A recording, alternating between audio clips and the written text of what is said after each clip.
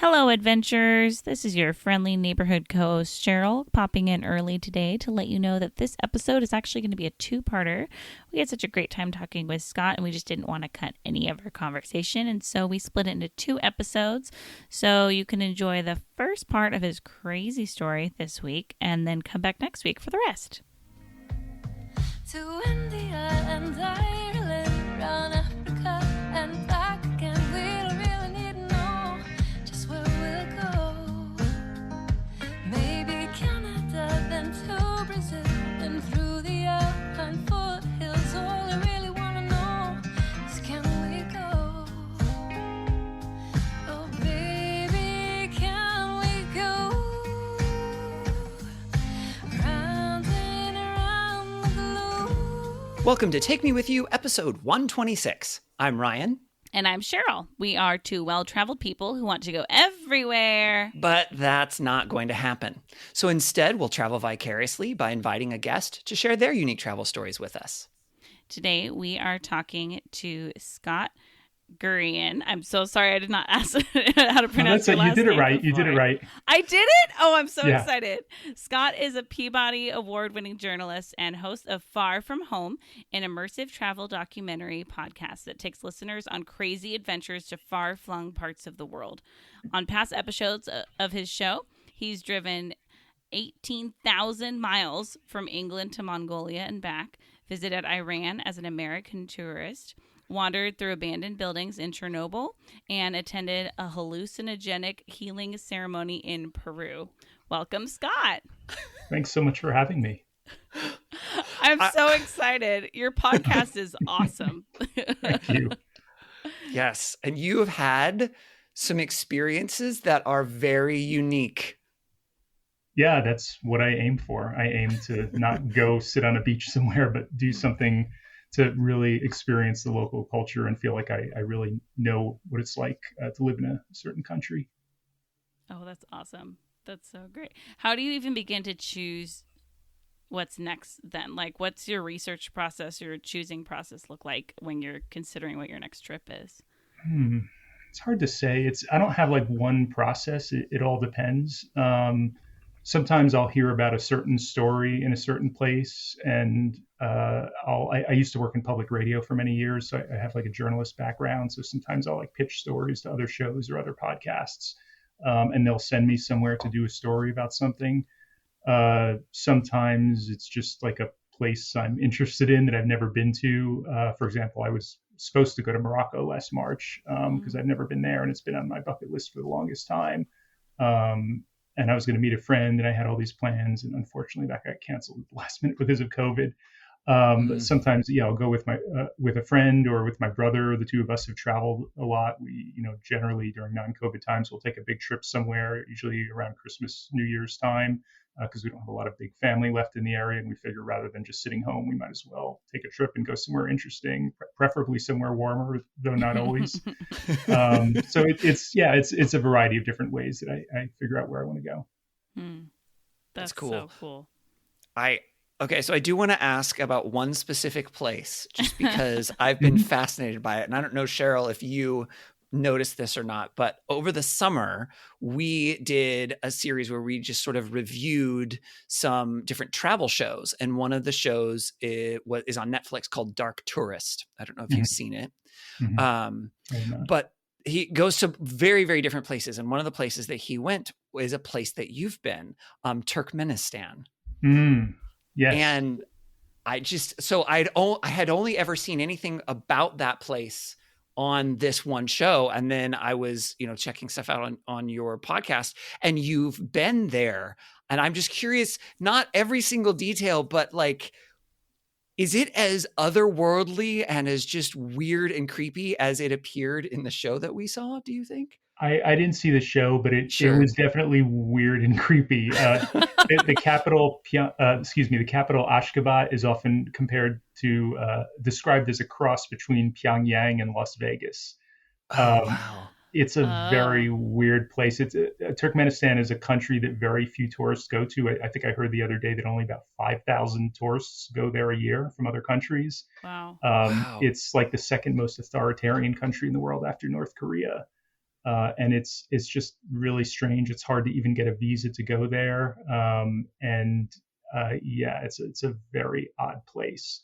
The capital city of Ashgabat it's all these like white marble buildings. I can tell the whole story later on in our conversation if you want, but it basically driving around, it felt like the city had just opened for business. Like the streets in many places were kind of empty. And I don't know how many people live there, but it's like the city had just opened for business as we're driving around. And it was just a profoundly odd place. Okay. Wow. That sounds very similar to what we saw on the program. Because, they were driving around and there was like no people anywhere.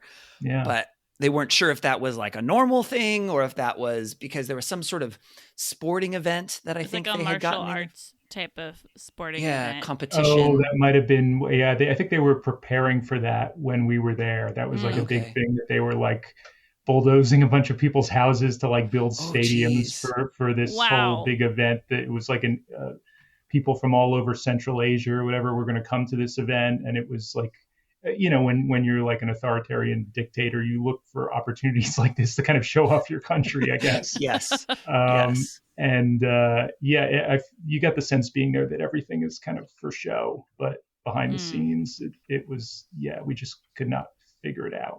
Very strange place. Wow. Okay. I mean, lucky you for having an opportunity like that that so few people get, but odd. Yeah. All right.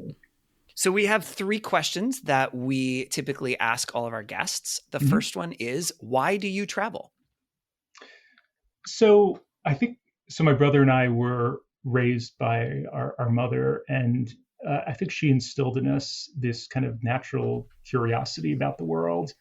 And even from like a young age, we would like go on ski trips up to Vermont, and she would have us like reading the map, navigating for, this is long before GPS or anything. Yeah. And so just figuring out how to do that and just being curious about things. Always, like, she would go to the grocery store and bring home like blue potatoes, not because they're, healthier, or it's just because they're interesting. It's something different. And I think, so I consider myself like a lifelong learner. I'm always kind of curious in seeing new places, experiencing new cultures, trying new foods, learning languages, all sorts of things to kind of realize that it's a big world. People say it's a small world, but it's actually a very big world in many ways. And there's so many places that, especially most Westerners never go to. So many different cultures and ways of living. And I'm just really curious in learning about them. That's awesome. Yes. Yes. On all the levels. Yes. Great answer. What type of traveler are you? It's interesting. So I host a travel podcast. And I said I was a journalist for many years. And so I'm always kind of looking for like offbeat, interesting stories. And I think I come across as kind of really adventurous and like I said, I'm wanting to try new things, but there's also a part of me that's very cautious. And so I feel like I'm kind of always battling between the two. And my gut instinct is to do a lot of research, get the guidebooks, know where I'm going to go and never get lost.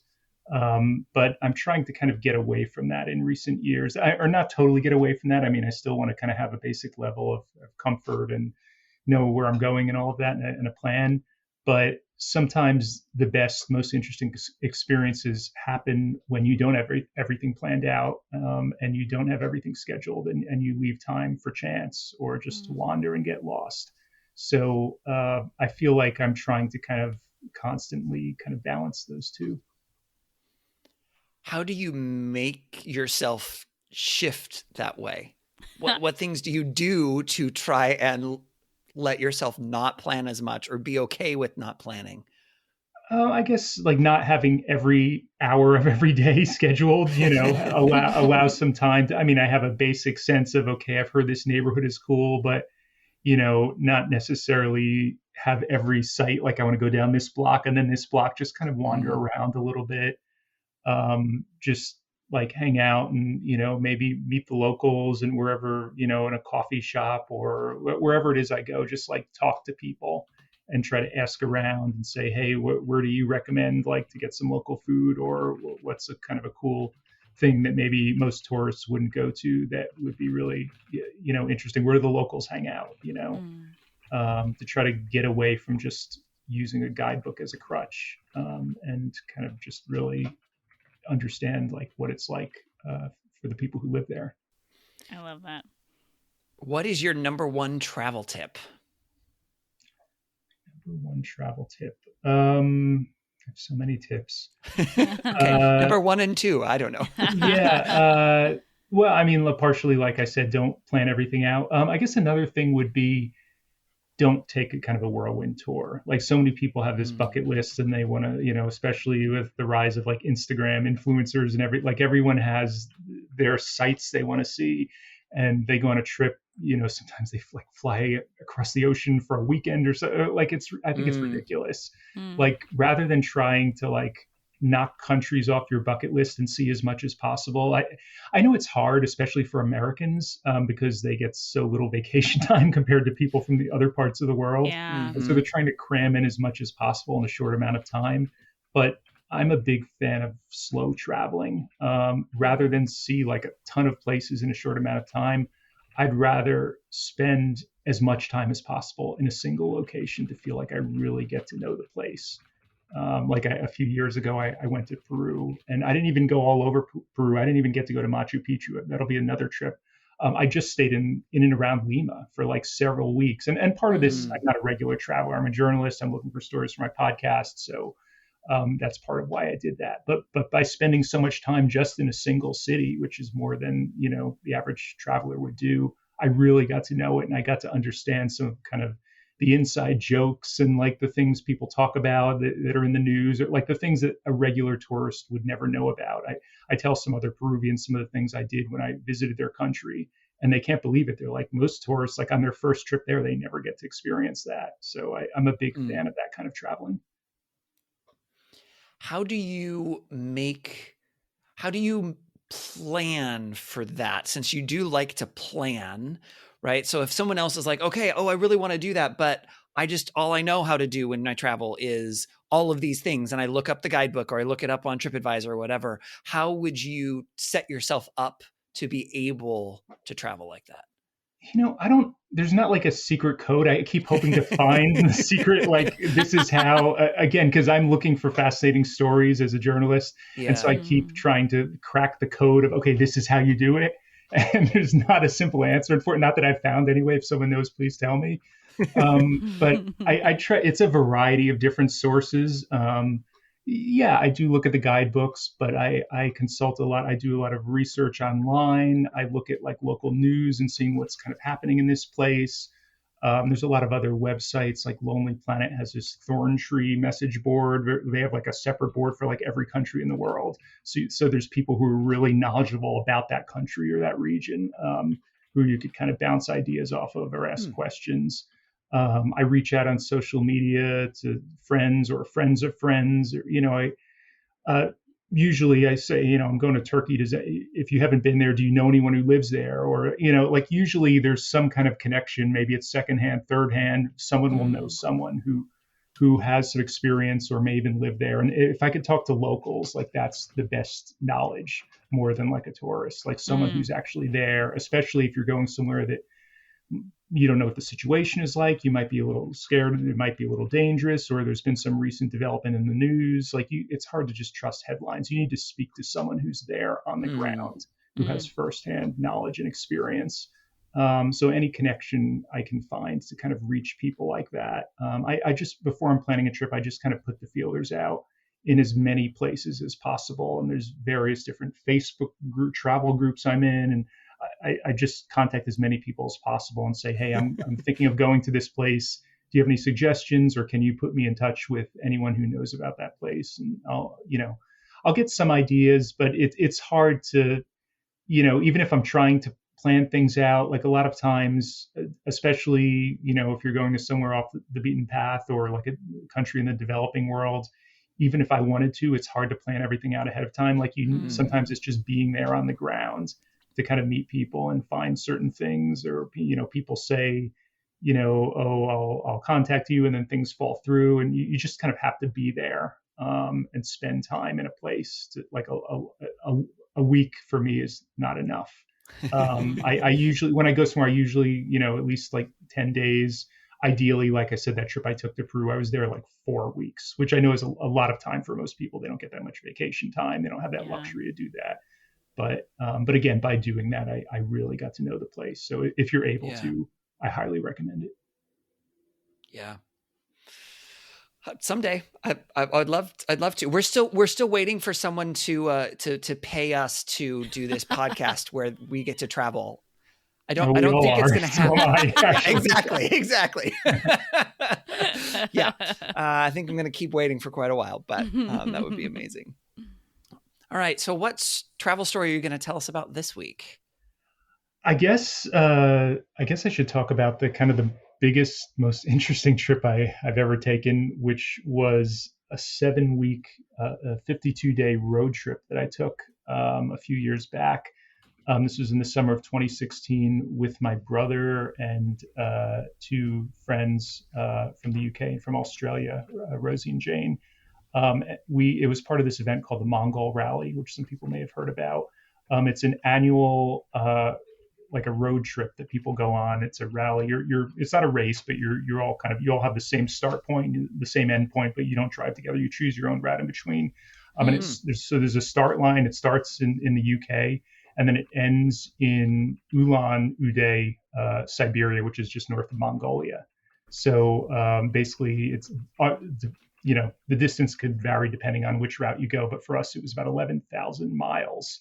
And we went like a southern route, all like southeast across Europe, and then we drove across Turkey, Iran, and then all Central Asia, Turkmenistan, Uzbekistan, Tajikistan, Kyrgyzstan, Kazakhstan, and then across Mongolia up into Ulan Ude at the finish line. So and then for some crazy reason, I actually decided to drive back. So not the same way, but I went kind of because I figured I might as well, when else am I ever going to be in this part of the world? I might as well like see more of it, gather more stories for my show. And so I drove back actually across Siberia. My brother and the 2 women had to fly home, but another friend flew out to meet me, and we drove back together. Of course, Siberia, I don't know what I was expecting, but Siberia is not the most fascinating place in the world. But I did get to go to Tuva and learn all about Tuvan throat singing and take like a Tuvan throat singing lesson, which was really fascinating. Wow. And got to go to Chernobyl, which is the eeriest, most fascinating place I've ever been. Wait. Okay, hold on. So Yep. I'm sorry. I know, I threw a lot out there. Yes. No, it's great. No, it's great. But you said Chernobyl, and I know that you'd been there. Mm-hmm. And I'm curious, you said it's the eeriest place you've been, eerier than Turkmenistan. Because we were just talking about that, and that was creepy also. Well, but there wasn't a nuclear meltdown in Turkmenistan. And yes, people still live there. People with a lot of power, and those people can sound pretty eerie too. Yeah, well, I mean, Turkmenistan is very eerie as well, but Chernobyl, I mean, you're walking through abandoned buildings that people one day in 1986 were told you have to leave and you could come back in a week or so, which was a lie, and they haven't been back since. And so you're walking through abandoned like nursery schools and community centers with the Olympic-sized swimming pool with weeds growing up through it, and the amusement park with weeds growing up through where the bumper cars are, and it's wow. Profoundly odd. And the guide has like Geiger counters, and they're telling you where you're okay here on the pavement, but don't step over there on the grass because that's radioactive over there, and Wow. So Chernobyl, they're both very eerie, but I think Chernobyl has to win in that regard. Yeah.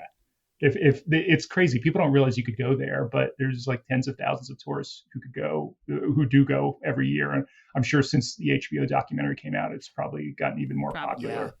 And technically, the guides aren't supposed to take you inside of buildings, but all the tour companies do. And it's really fascinating. They have tours every day. They leave from Kiev, take you up there for the day. They also have more extended tours you could go on where you could actually stay overnight somewhere there, and so that's you get to see more, and you actually meet with some of the locals. There's like some old timers who refuse to leave and still live there. Wow. Not right in the city of Pripyat itself, but like in other like nearby little villages. Once they die out, obviously they're not going to let any new people come. But it's really interesting. And if anyone's ever in Ukraine or that part of the world, it's worth taking a trip just to see. Really? Yeah, it's super Ryan, cool. you gotta go. I know, it's on my list. I'm weird like that, but I'm a science teacher, so like just the science behind all of that is just so incredibly fascinating. And then I have learned over the last, I don't know, year or two that for some reason I love ruins. And so that kind of the combination of kind of like you said, like the buildings, but they're being taken over by nature and all of that is just fascinating. Now you talked about not really wanting to do necessarily all the touristy things, but I'm assuming that to go into Chernobyl, and obviously not like into the reactor or anything, but to do that, do you have to do a tour? Yeah, in a case like that. I mean, I'm not totally opposed to tours. Like there are cases where, and that's not a place I would feel comfortable going by myself. There are instances where you don't know if it's safe. If you have other questions, you really should go with a guide, and that's definitely one of them. Yes. Wow, so worth the trip. That's good to know. Yeah. Was it an all-day thing for you while you were there? Did you just kind of couple hours? Oh, no. It's you like the tour bus leaves in the morning from downtown Kiev, Ukraine, and you go up there for the day, and you have lunch at a certain point. They walk you around. They drive you on the bus through like different villages, and then to like the main village, Pripyat, which is the closest where all the workers for the nuclear reactor lived.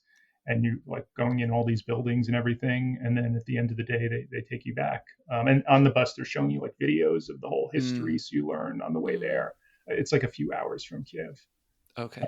So yeah, it's a full day thing. Did you get to a point where you could see the reactor building? Yeah. And we got lucky. We went so I was there in, I think it was September of 2016. And this is before they put the containment dome on. So when there was the whole reaction, as you may have heard, that the reactor was like collapsing. They poured water on it or whatever to put the fire out, but they had like a temporary kind of cover on top, but it was like falling apart over the decades. So these engineers, they can't get too close because of the radiation. So they came up with this ingenious thing where it's like an airplane hangar, like this giant kind of half moon, like a dome kind of thing that was built on like railroad tracks. So they built it off to the side, and then they were going to slide it over to cover the reactor. So we saw that they were like near the end of building it while we were there. So at that point, we could still see the reactor itself. I don't know how far away. I mean, it was less than a quarter of a mile. We could. Oh wow! I mean, we could see. We were in the parking lot because there were people who worked there actively, like making sure it was contained, and all these scientists and construction workers. So we were like in the parking lot where they all park.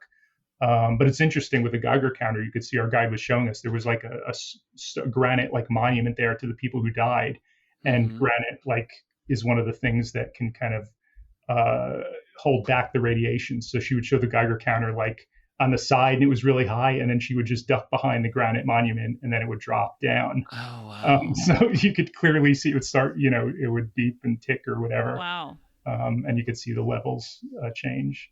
So yeah, we got pretty close. Yeah. Wow. So what were some other highlights on this trip? So we kind of went out of order. So that's kind of on the way back, but no worries. My fault. But so going there, so we started in the UK, across the English Channel, and I should say that. So the car we got was a little tiny. So one of the rules of the event is they make you take a little tiny car that's kind of totally unsuited for a trip like this. So we got like a little tiny Nissan Micra, which is this little European car that it's made for like driving to the grocery store or something in London. It's not made for driving across Mongolia or anything like that. And of course, we bought it in the UK, so the steering wheel was on the right. And this was also the first time my brother and I had ever driven stick, so that it was a learning curve all around. Wow.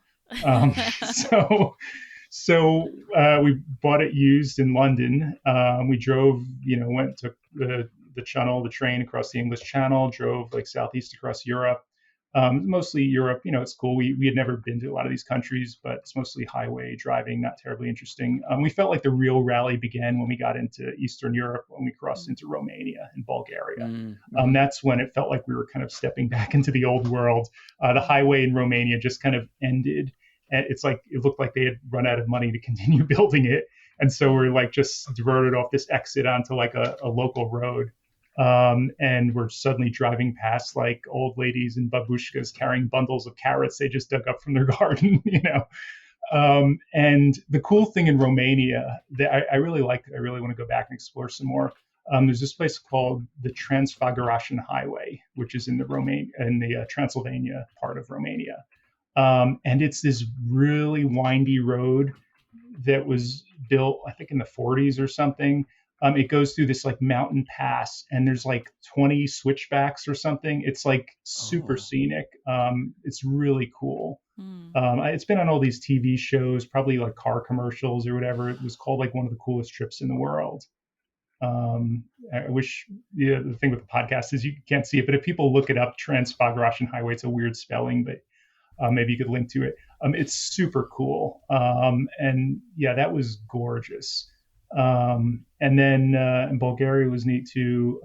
Turkey I really liked. Unfortunately, it was just bad timing through no fault of our own. This is the summer of 2016. And it just so happened that we ended up at the border to enter Turkey 6 days after an attempted coup. Gosh. Yeah. So we were kind of, struggling at the very last minute to figure out, is it still safe to go? Is it, is there a different way we can go if we need to? Like, what are our options? And there really weren't any other good options for alternate routes we could take. And that's when it comes down to, like I was saying before, to kind of reach out beyond like the headlines. It's so hard to tell from a distance, like what's actually going on the ground. Yeah. So we found friends of friends who were actually there in Turkey, firsthand sources to say, hey, what are you seeing around you? Do you think it would be safe for us to go there? And they said, yeah, it's fine. Don't worry about it. So we still tried to be cautious. We unfortunately, because of everything going on, we just decided to mostly just drive through. So we kind of we drove right past Istanbul and Ankara. I really want to go to Istanbul at some point. It's not been on my list for the longest time. And I've heard it's really cool, and I love Turkish food, but unfortunately we didn't get to see that.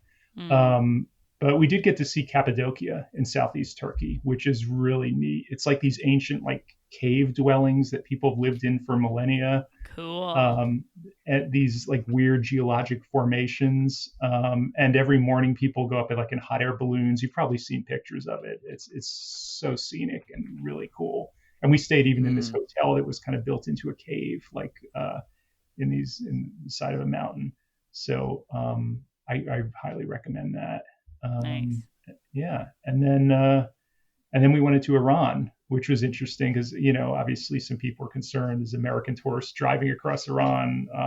Our father in particular is, worrying they're going to chant death to America and whatever stereotypes people have,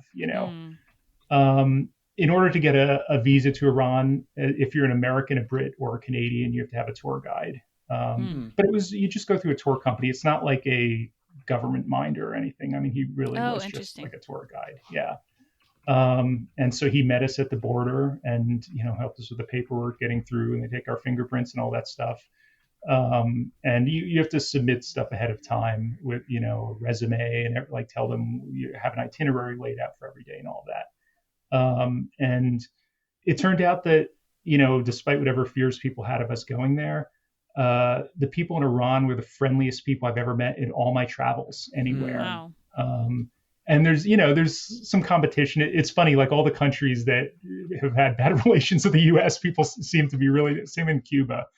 They were very nice there too, but especially in Iran, it's crazy, like this sense of Persian hospitality. They were so excited to see us. They didn't even know like Americans could come here because there's so few of us that go to Iran.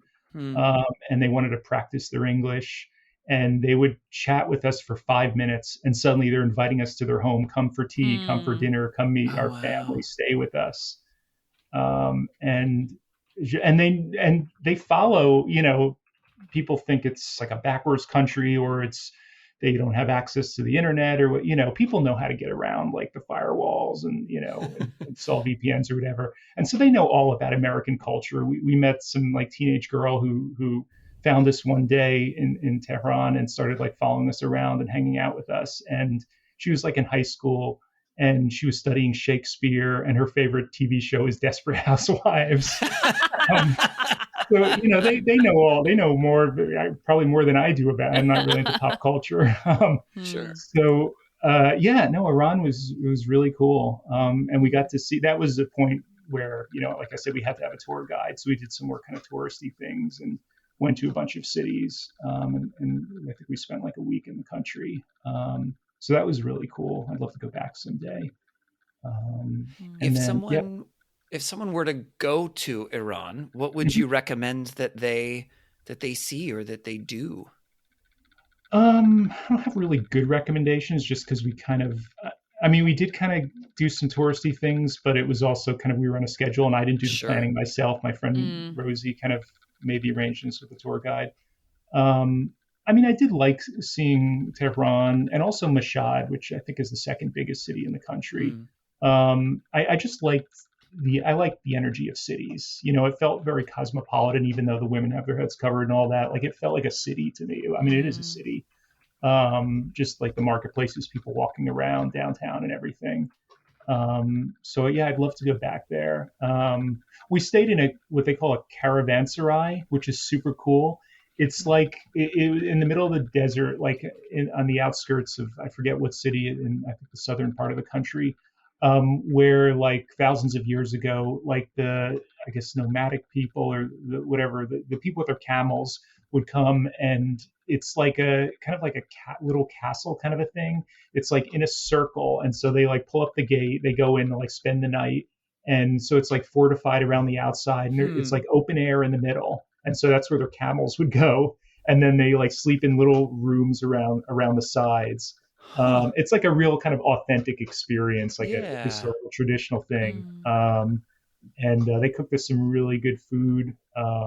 Bottom John, it's like an eggplant tomato kind of a stew thing, which is super delicious. Nice. You have like pomegranate molasses or something. And then these rooms, you know, they're like they're open in the front, but you know, there's just a curtain in front, open to the center ring, whatever, which is outdoors. And there were like fans in there, but it was like so hot. And so my brother and I actually just went up on the roof and slept there, like under the stars, took up a bunch of pillows, and it was comfortable up there. And it was really cool. So if anyone goes to Iran, I highly recommend, if you could check out, it's called the Caravanserai, like caravan and then sarai, whatever it is. So that was a really cool experience. That does sound really cool. Nice. You said it was really hot. What time of year were you there? So, we set out from the UK in July. So this was the middle of summer, like July into August. So it was really hot. And this little tiny car we got didn't have AC. Because these little cars, it was from the UK, and I guess it never gets like super hot in the UK. Like, we just take it for granted. The US, all cars have AC. You could never, you know, it's hard to even find a car without an air conditioner. Yeah. But I guess they're used to that with these little cars. In the UK, they just don't. It never gets that hot that they feel a need to have AC. So we didn't have air conditioning. So we're driving across the desert in Iran. And then Turkmenistan, with the Karakum Desert, which is supposed to be like one of the hottest, driest deserts in the world. And we just have the windows open, and that's all we could do. We had these like cooling towels, which is a really good idea if anyone's ever going to a place like that. It's just like this, I don't know, it's made out of microfiber or something. And you just wet it, and then you like snap it, and somehow it cools down for a little while, and you put it like around your forehead or whatever. It helps a little bit. They make them like for athletes or whatever. But so that helped somewhat. and just drink a lot of water. But after a while, the water gets warm, so Sure. it wasn't pleasant. We were all sweating like crazy and kind of stinky, but that's all you could do in an environment like that. Yeah. It's a memory, right? Yeah, definitely a memory. So let's see. You said you went through Turkmenistan. Yeah, so right? So it was Southeast Europe, Romania, Bulgaria, Turkey, Iran, and then Turkmenistan, which again was super weird. So you enter the country. Some of these, formerly Soviet countries, there's so much bureaucracy, and it takes hours and hours to go through the border crossing. It's so kind of dysfunctional and backwards, and they're sending you from one office to another office, and you're paying a fee here and then doing this other. You have no idea what's even going on, and the power was out too. So we're like in this room, like holding up our iPhones, like to provide light for the woman who's stamping our passports, and it's ridiculous. Wow. So we finally get out of customs, and the first, 20 miles or whatever, it's like a military base, but it's not, you wouldn't even know it's a military base. It's like, it felt like a drive-through safari. Like it was just this wilderness with these rolling hills, and we're seeing these they're like gazelles or something running across the road, and they're like, you can't take pictures because it's a military base, but we couldn't help at one point. It's just like, this is so gorgeous, we can't, so we're driving through this place, and then we come around a corner and we see like the skyline of Ashgabat, the capital city of Turkmenistan, like off in the distance, which is cool. And so we drive down the hill from this military base land, whatever, and we enter the outskirts of the capital city. And there's no one around. Like the streets are just empty. And it felt like someone had just cut the ribbon and the city had just opened for business. Wow. Really kind of spooky. And we're like, where is everyone? This is so weird. And at a certain point, we come to like an intersection, and we're like the only car on the road, or one of the few cars on the road. And there's like some kind of police officer guy standing on the side. And he has this like lightsaber thing, almost like the guys directing the airplanes, on the runway. And he they do that a lot in Central Asia. And he motions for us to like come over to the side of the road. And he's holding us there for a few minutes. And of course, he doesn't speak English. We don't speak Turkmen. We don't speak Russian. We can't communicate with him. But he's like holding us there, and he has like a little earpiece, and he's like listening to someone talk to him, and we don't know what's going on. We're like, we weren't speeding. We don't know what's happening. So he holds us there, and then suddenly like cars start coming from the other directions, filling the roadway. And it felt like we were like in the Truman Show or something. Like it's I was gonna say, yeah. It's like the actors walking on stage late for their performance or something. It was just really weird. This whole city was so strange. The former leader of Turkmenistan had this huge ego, I guess, and he built all these like statues of himself around the city. And there's like this like gold statue of him that's like on this pedestal, so it always rotates, so it's always facing the sun. And he named the days of the week and the months of the year after like his relatives. He wrote an autobiography, which like all the kids in school, like everyone's required to read. It's mandatory reading. Sure. If you have all power, why not? Yeah. And they used to have like weird rules too, like black cars are against the law or like something like that.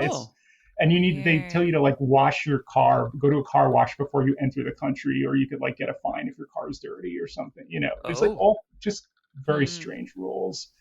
So we always kind of felt in the country like we checked into this hotel, like this fancy like 5-star hotel, because like a lot of the hotels were like that. And it's like we were the only ones in the hotel, which was really weird. Wow. And actually, someone on one of the other rally teams, we heard about this later.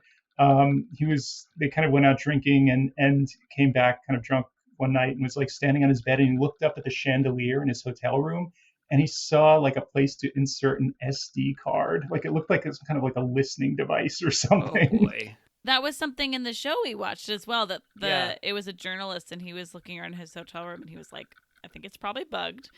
Oh, yeah. Yeah. And I later spoke to someone from like the U.S. Embassy and related this story to him. And he's like, yeah, probably. Like we're used to that in some of those countries. Like It's just par for the course. Wow. Expect that you're being watched or recorded, Okay. It's a weird country. And the big highlight of Turkmenistan, if there's any reason that anyone goes to Turkmenistan, is that there's this, they call it the Darvasa gas crater, also commonly known as the Gates of Hell. It's in the middle of the desert. So back in like the 60s or 70s, there were these like Soviet explorers looking for natural gas.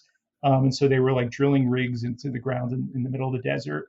And at one point, their drilling rig like collapsed into what was like an underground cavern, and natural gas is like seeping up from the ground. And so someone got the bright idea, well, there's people nearby and we don't want them to breathe in the gas.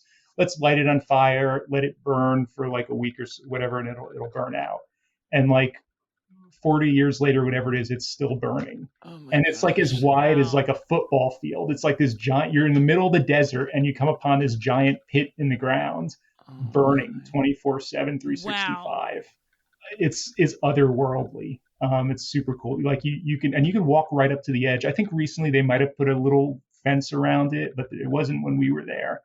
You could walk right up to the edge, and you feel occasionally like the wind will blow a little bit. And you feel this like heat coming towards you. Oh wow!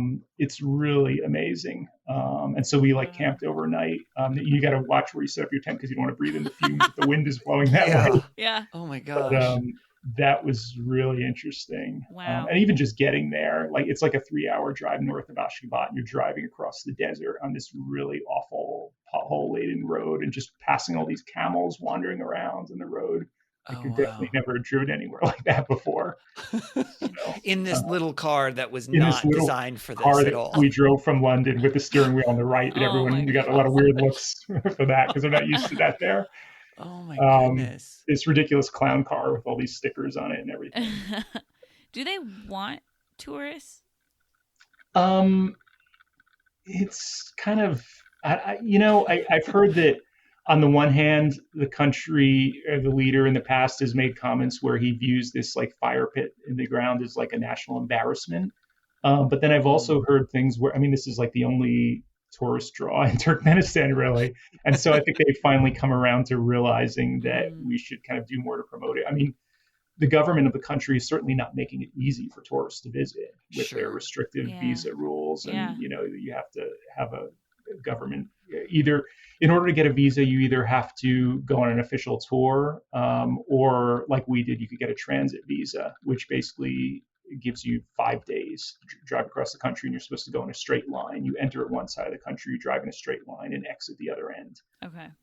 Which leaves very limited amount of time for sightseeing. Not that there's that much to see in the country outside of Ashgabat and the Gates of Hell, but we had kind of planned out our trip and kind of where we were going to go before we kind of realized the rules about the visa restrictions. So, and when you enter the country, you sign this paperwork, and they give you a map, and you tell them, okay, you're entering from the west. Are you going to exit from the north or exit from the east? And so we were planning on eventually exiting from the east. So that's what we said. But that meant that technically we were not supposed to like go from Ashgabat north to the Gates of Hell and then back south to Ashgabat and then east, because that was like violating the rules. And we almost got in very big trouble for that. Oh, really? Yeah. How did they even notice? Well, if there's no cars on the road. Yeah. Well, no, we were afraid of running into a checkpoint or something, which we didn't. But we were having car trouble all throughout our journey. And we had started it started even all the way back in southern Germany. And then in Iran, we kept overheating. We had radiator issues, which you don't want to do in the middle of the desert. But in Turkmenistan, at a certain point, we just like busted a hole in our radiator, and we took the car to a repair shop, and he patched that, but then it still wouldn't start. We later found out that what had happened was we blew our head gasket, which is like a major car repair. They have to like take the whole engine apart. They have to get a new head gasket and then reassemble the engine. It takes like days and days. So we knew this was going to take a while, and we had this repair shop place in Turkmenistan that we thought, okay, this guy seems pretty good. So we went to the local immigration office and we said, hey, is there any way that you could extend our visa so we could have time to get our car repaired? And so in the course of that, we had heard this might be a possibility that, they could, like, immigration officials, whatever, they could just like look through your phone and look through, your private stuff or whatever. And I had thought I had taken all the precautions for that because I had this special app on my phone where I could like hide all my photos and everything. Oh, So all the photos of like the gates of hell and all that I put in this other app so no one could see them. If they happened to look at my phone, they wouldn't see that we had been there. But the problem is, I didn't realize that I had some other photos of just like from the middle of the desert of like camels we drove past or whatever. But the damn iPhone geotags your photos and it says where they were taken. And so this guy's looking through my photos and he sees where it says where it was. And he's like, were you here? Why were you in that place? Because, we weren't supposed to have been there. And I had to like make up this ridiculous story. And we could have gotten like $1,000 fine or something. It was crazy. So we eventually said, just forget it. Forget about extending our visa. Just let us go. We'll just leave the country. We'll figure out a way to get out. And he eventually just let us go, thankfully. So we ended up having to put our car on a flatbed tow truck and get it towed 6 hours to the border of Uzbekistan so we could get out before our visa expired. Oh my gosh. Yeah. And then there was a whole situation where there was this like standoff where we're at the border, like, it's like ticking down to midnight and our visa is about to expire. And there's like military guards at the gate, like, who won't let us out. And we're like, we need to get out. Our visa's about to expire. And we had to like call the US embassy. They were like emergency 20 after hours number.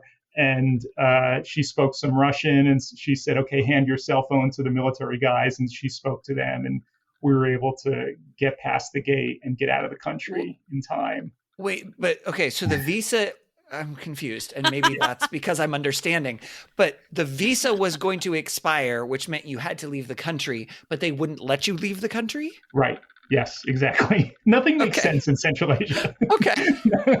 The bureaucracy, it's just ridiculous. Like they're not the visa people. They're the border guard. They're the military people. So they don't, it's a different department.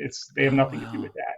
So, you said you called the U.S. embassy. Is there a U.S. embassy in Turkmenistan, or was that a different? Okay. I think most countries, unless it's a country that doesn't have diplomatic relations, like Cuba or something. Okay. But I realize, this is the first time I'd ever done anything like that, and I've learned now how important like the foreign service is, like in these countries, because that was the first of several times that we had to like contact the local American embassy, and not to like be like a crybaby and we need help.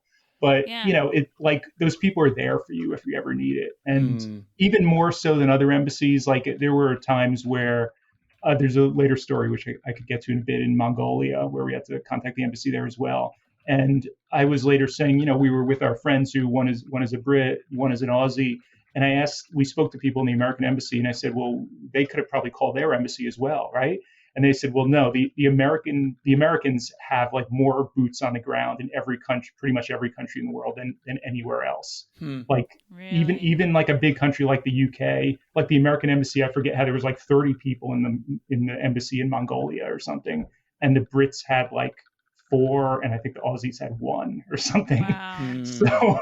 So as Americans, like we're super privileged that we have those people that are kind of watching out for us around the world if we ever need it. And like a few years ago, when Trump was president, there were all these cutbacks to the State Department. Like I really realized the value of like the State Department and foreign ambassadors and consulates. Like it's super helpful if you're ever in that situation. Most people don't realize because they're not in situations like that. Anyway.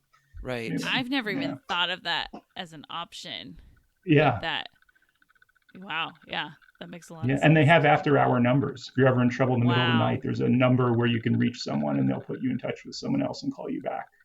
So yeah, super helpful. That's really cool. That's a good travel tip, right? Right. Yeah. Hopefully you never need to rely on it, but if you need to, it's a fallback. Did you find those numbers ahead of time then, or did you have to try and look them up? I think there's an app. There's an app for that. Of course. Okay. There's a U.S. State Department app that we all installed on our phones that lists like travel information for every country in the world, and it lists like the local embassy and consulate numbers. and safety information, like don't go to this territory of the country, or what, you know, and it's like updated all the time with like threat warnings and stuff like that. It's called Smart Traveler. I'm looking at it right now on my phone. So if people are ever especially if they're traveling to like some of these offbeat places, it's really good. And you can also sign up through the embassy in that country. You could get like notifications on your phone or through email or whatever, like if there's anything that changes, if there's some emergency in the country and they need to evacuate people, like you could register ahead of time to let them know that you're in the country, and they'll know how to reach you if there's some emergency or something. So that's awesome.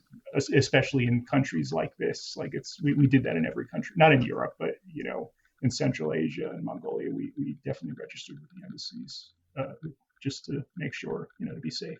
Yeah, that makes a lot of sense. That's really cool. So did this rally that you were a part of, did they offer suggestions like that, or was this you deciding? They offered very little in the way of support. Okay. This group called the Adventurists, which plans the rally, they throw parties. They have a finish line and a start line.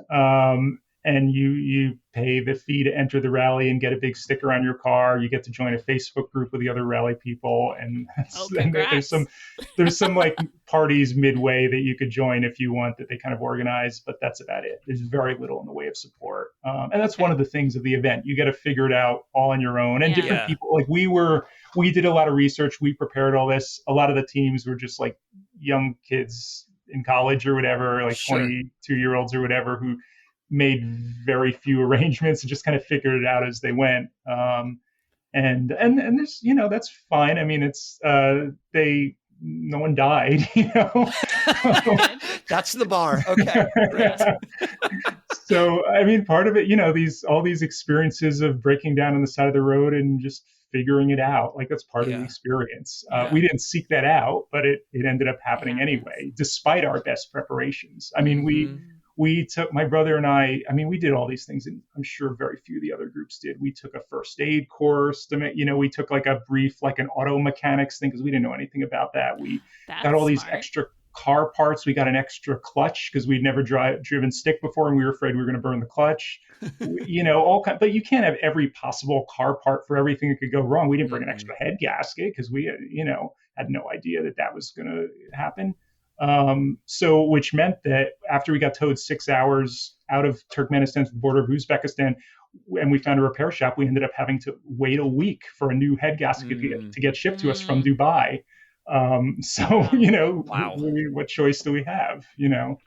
So it's just figuring it out, and makes for more interesting stories after the fact, I guess. Yeah. Oh, that's such an There's this great quote that it's from a travel writer, this guy named Tim Cahill. He said, an adventure is simply physical and emotional discomfort recalled in tranquility, which I think is so true, because when you're in the middle of everything, you're just like, what the hell is going on? I just want to be home, sleeping in my bed or whatever. But like afterwards, you have such crazy stories to tell. I'll say it again slowly. An adventure is simply physical and emotional discomfort recalled in tranquility. And so it's like after the fact, like you grab a drink with your friends or whatever, everyone wants to hear your stories. Like you always have the best travel stories. I love that. I feel like that's my goal in any bad experience. I mean, like travel experience or like a moment of like embarrassment or awkwardness. It just, whatever weird things happen in life, it's like, I should just start enjoying it now, because later I'm going to laugh about it. So like, just decide that it's fun in the moment, because sometimes that's all you could do. Just surrender to the moment. Like things are out of your control, and you just, especially when you're traveling in places like this, you just need to let it go. Just stop worrying and just roll with it. You know? It's all you could do. Can't worry about things that are out of your control. Yeah. Can we get a sailboat chasing down the sunset as we float round and round the globe? Salty air and balmy nights, guided only by the lights above.